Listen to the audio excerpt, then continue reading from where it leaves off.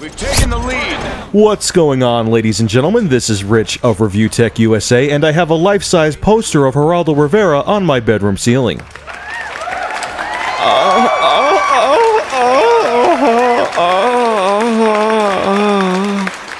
So yes, ladies and gentlemen, it is Modern Warfare 3 Eve. Yes, I am picking up the game, and yes, you could call me a hypocrite if you want to. But I truly do enjoy doing these commentaries and want to incorporate them into my channel permanently. No, Review Tech USA is not going to just become a commentary channel, but commentaries are going to become a part of it. If you don't like commentaries, guess what? I make it plain as day that the video I just uploaded is a commentary, so if you see that it is, don't watch it. It's that simple.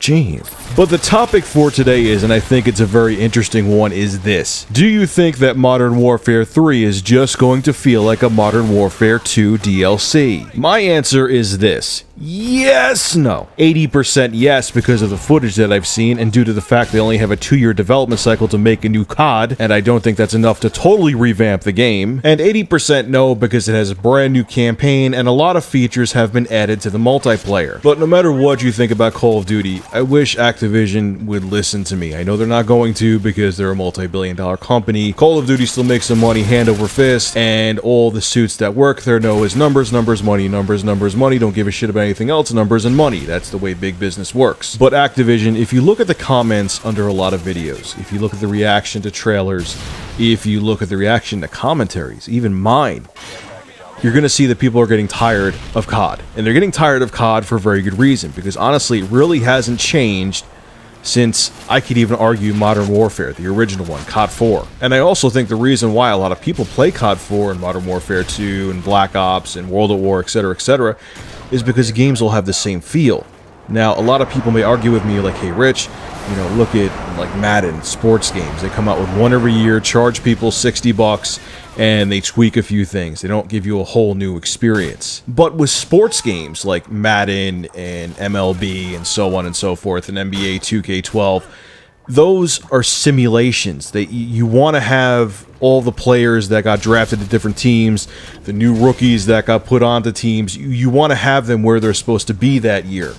And that's why people will shell out $60 year after year for Madden 10, Madden 11, Madden 12, because they want the most accurate stats for their favorite teams. In the Call of Duty series, thank God, you don't have stats of real soldiers in the game, like, hey, Sergeant Martin had 40 kills in Iraq this year. Yeah! They better not start doing something like that, or I will instantly boycott the game. Jesus. But I really think this year, especially with the reactions, like I said, you've seen on YouTube, people aren't just going to accept the same thing next year again. I know Treyarch is already working on a game. They're probably already using the same engine, and I know that this is the peak. I know that people after this year are just going to say, screw COD, unless Activision does a complete 180. Now, there's two things that could save COD. One is that Modern Warfare 3 really does perfect the multiplayer. Like I said, I'm enjoying playing Call of Duty Modern Warfare 2. If I wasn't, I wouldn't be putting up COD videos. I don't care how many people watch them or don't watch them. But Call of Duty Modern Warfare 2 is flawed when it comes to multiplayer. I think everyone, even the most die-hard Call of Duty fan or the biggest Machinima Respawn director, can agree with me. There are issues with Call of Duty Modern Warfare 2 that needed to be addressed, and I hope that Sledgehammer Games and Infinity Ward did address them. If they did address them, and they nail Modern Warfare 3's multiplayer aspect out of the park, people will be much more tolerant of the series. They will be more than willing next year to put out $60 for a game with the same graphics engine because they enjoy the multiplayer so much because it was so polished with Modern Warfare 3. That could save the COD series, even if they don't change the graphics that much, like I just said, even if the gameplay doesn't change that much. If they finally nail multiplayer with Modern Warfare 3, you will see people do a 180 with their opinion of the COD series and become much more tolerant of it. The second thing that could make people much more tolerant of COD is if next year they finally do a complete overhaul of the series.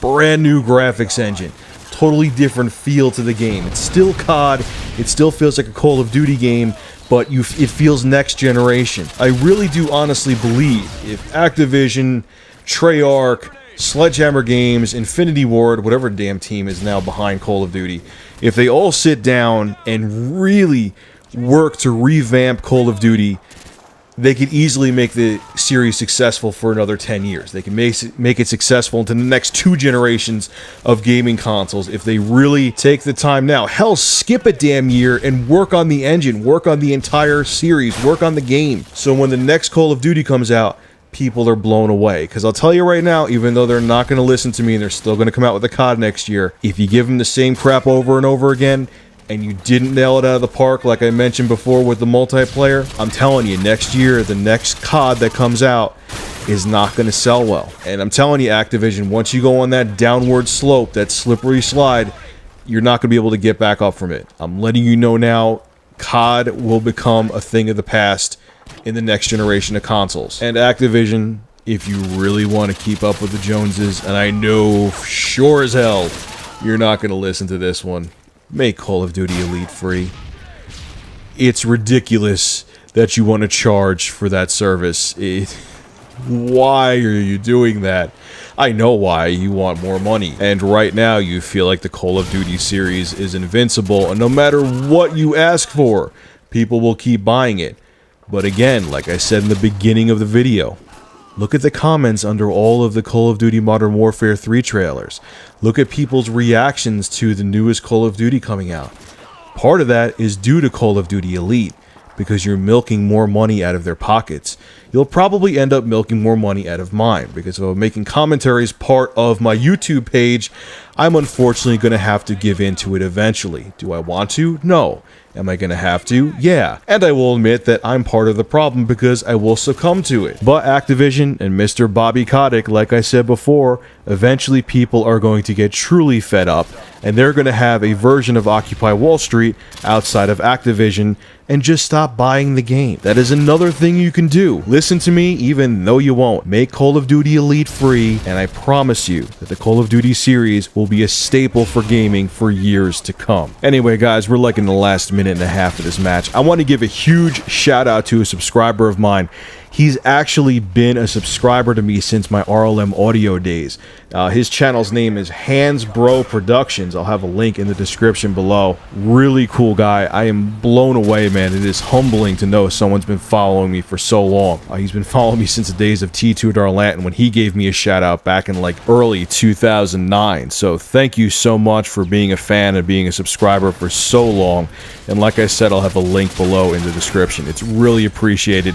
And like I said before, it's very humbling. Well, anyway, ladies and gentlemen, I will let the rest of this match play out. I am going to the midnight release of Modern Warfare 3, as tired as I am right now, but I do want to pick up the game tonight. It will be easier for me to get it at midnight than try to get it tomorrow, and I will have commentaries up tomorrow on Modern Warfare 3, and shockingly, surprisingly, I will have a news story up tomorrow that has nothing to do with the Call of Duty series. Oh! Anyway, I hope you enjoyed this commentary. Make sure to rate, comment, favorite, and subscribe. And as always, thank you for supporting Review Tech USA.